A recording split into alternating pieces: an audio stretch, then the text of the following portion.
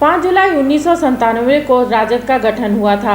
गठन के समय पूर्व केंद्रीय मंत्री जयप्रकाश नारायण यादव ने भी बैठक में भाग लिया था। जयप्रकाश नारायण यादव ने मुखर संवाद से खास बातचीत में राजद के गठन को लेकर सवालों का जवाब दिया।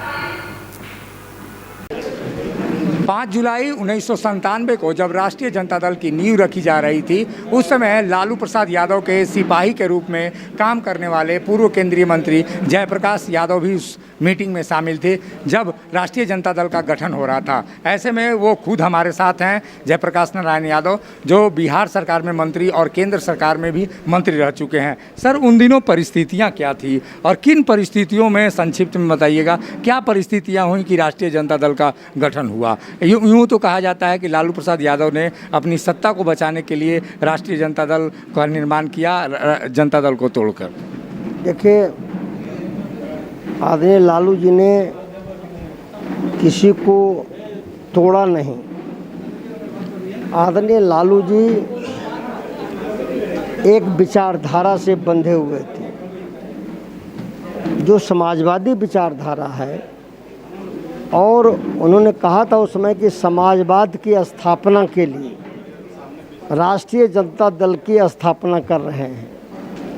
और उसी विचारधारा जिसमें हमारा सोशल जस्टिस है, सामाजिक न्याय और धर्मनिरपेक्षता, यह हमारा राष्ट्रीय जनता दल का बुनियाद है।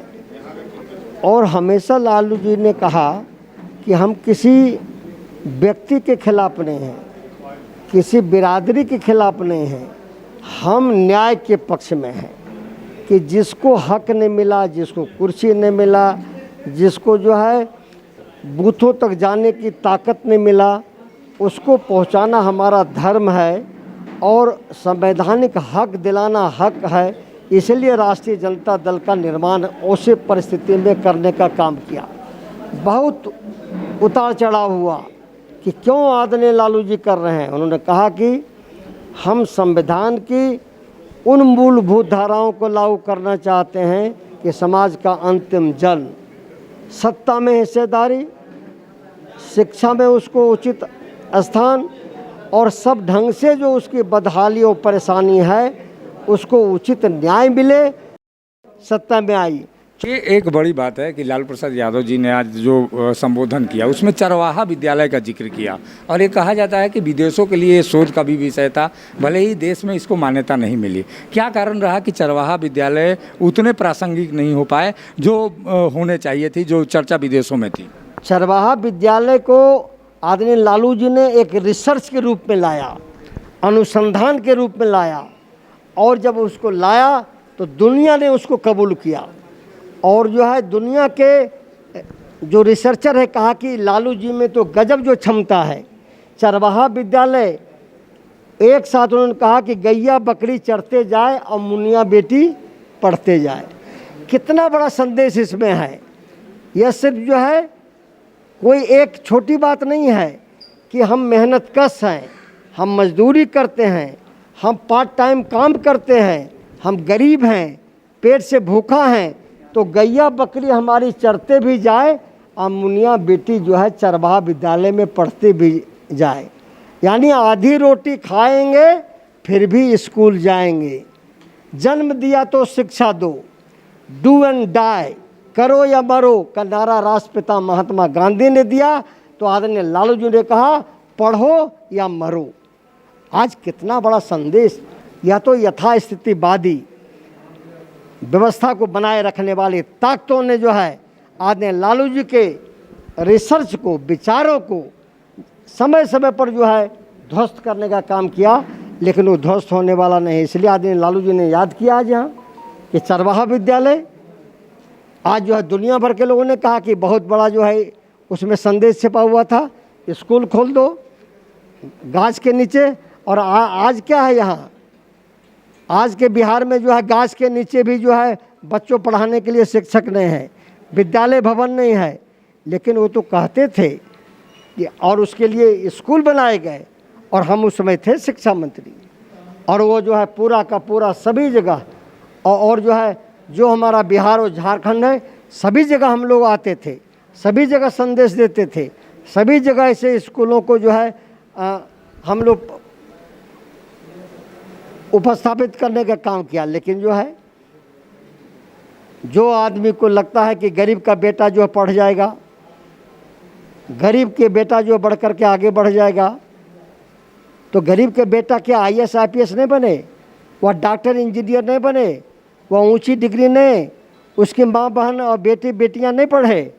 तो लालू जी ने संदेश दिया।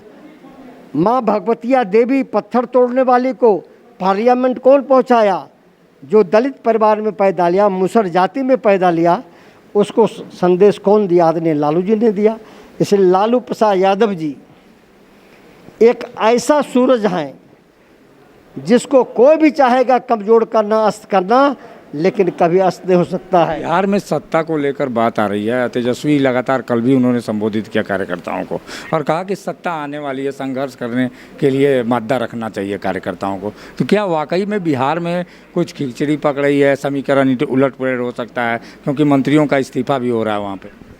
बिहार में कोई खिचड़ी नहीं पक रहा है और उस खिचड़ी से हम लोगों को लेना देना भी नहीं है। अपने कारणों से हो जाएंगे। इसलिए चले थे हरि भजन को ओटन लगे कपास, चले थे कि जो है हम जो है इतना सीट जीतेंगे, और जा कर के ठप से गिर गए जो है 40-42 सीट पर। आज जो है चिल्लाहट है, चिड़चिड़ापन है, बौखलाहट है, और जो है उन्हीं के मंत्री कह रहे हैं कि हमारे राज में लूट है, हमारे राज में लूटपाट हो रहा है, अफसरशाही बढ़ रहा है। आज जो अन्याय है, अत्याचार है, जुल्म है, और वहाँ जुल्म तो है ही, अत्याचार तो है ही। वहाँ तो जो चाहे तो सरकार थोड़ी चल रही, वहाँ तो पंक्चर हो गया, पंक्चर, जिसको जो है सोल्यूशन दे के साटना भी चाहेगा तो जो है सटने वाला नहीं है। लालू प्रसाद यादव की पार्टी आज 25 साल की हो गई है, लेकिन इस 25 सालों में बड़ा सवाल ये भी है कि जिस सामाजिक न्याय को लेकर वो आगे बढ़े थे, वो शायद सामाजिक न्याय पिछड़ता हुआ नज़र आ रहा है। झारखंड में उस लड़ाई को अभी भी जिंदा रखने की ज़रूरत है, क्योंकि पिछड़ों के जो आरक्षण थी वो झारखंड में उतनी नहीं है जितने अन्य राज्यों में है। ऐसे में एक संकल्प जरूर लेना होगा राष्ट्रीय जनता दल के लोगों को कि सामाजिक न्याय निश्चित रूप से आगे बढ़े, लेकिन वहीं आर्थिक न्याय को भी स्थान मिले। सहयोगी संजय के साथ अशोक कुमार, मुखर संवाद, रांची। जब टूटती है आस, जब थकती है सांस, जब रूठते हैं अपने, मुंह मोड़ता है जमाना, जब अंगड़ाई लेता है संकल्प, फिर बनती है कहानी, बनते हैं अनमिट निशान। देखिए मेरे साथ संघर्ष की दास्तान।